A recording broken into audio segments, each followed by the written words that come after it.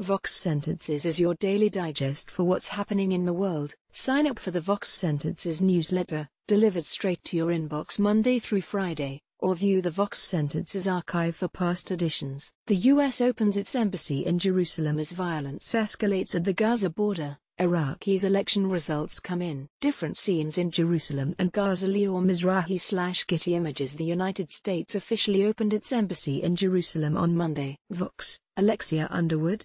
The move comes about 5 months after President Trump broke with past presidents to declare Jerusalem Israel's capital. Trump fulfilled a campaign promise, but observers warned it could undercut the U.S.'s position as an honest broker between Israel and the Palestinians in any peace negotiations. Vox, Jennifer Williams and Sarah Wildman. Trump delivered a televised speech from Washington, but Ivanka Trump, Jared Kushner, and Treasury Secretary Steve Mnuchin all attended the deduction. The celebratory mood at the embassy's grand opening offered a marked juxtaposition to violence at the Gaza border. Vox, Zach Beauchamp. Nearly 40,000 Palestinian protesters pushed toward the Gaza border fence.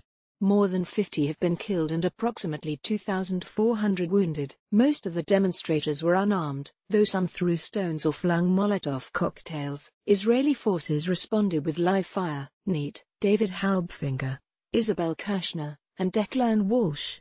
It's the bloodiest day since demonstrations began 7 weeks ago, to protest Israel's blockade of Gaza. Hamas, the radical group that controls Gaza, has helped stoke the demonstrations. Washington Post, Loveday Morris and Hazem Balusha. Israeli Defense Forces claim they struck 5 terrorist targets and are responding to violent acts. Guardian, Oliver Holmes. Germany, France, the United Kingdom, and others have urged Israel to show restraint in its response to the demonstrations. Reuters and The Guardian. The White House took a different tack and absolved Israel of blame. Vox, Alex Ward. Trump, in his message to mark the embassy opening, said the U.S. is committed to facilitating a lasting peace agreement.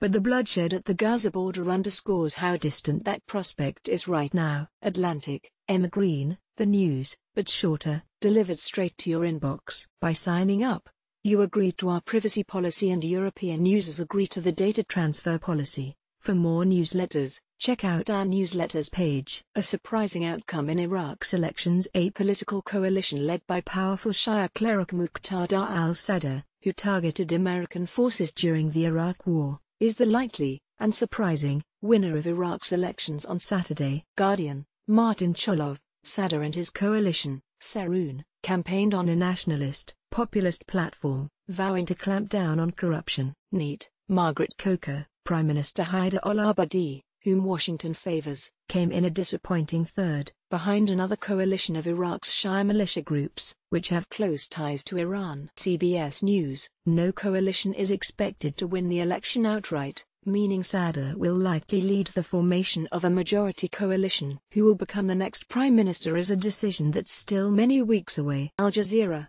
Anwar Ibrahim. These were Iraq's first elections since ISIS's territorial defeat in Iraq, and one of the first since the U.S. invasion in 2003 without any bombings at polling stations. Philip Issa and Qasim Abdul-Zahra, but turnout was also at a record low, with fewer than 45% of Iraqis participating in the critical election, which will determine who helps rebuild Iraq following ISIS's expulsion. BBC. Miscellaneous. Why charities are flailing while tech giants that give tons of money to charity are flourishing. Hint, tax breaks are involved. Atlantic, Alana Samuels. The makers of Arrested Development remixed Season 4 of the show. It did not go well. Slate, Daniel Schroeder.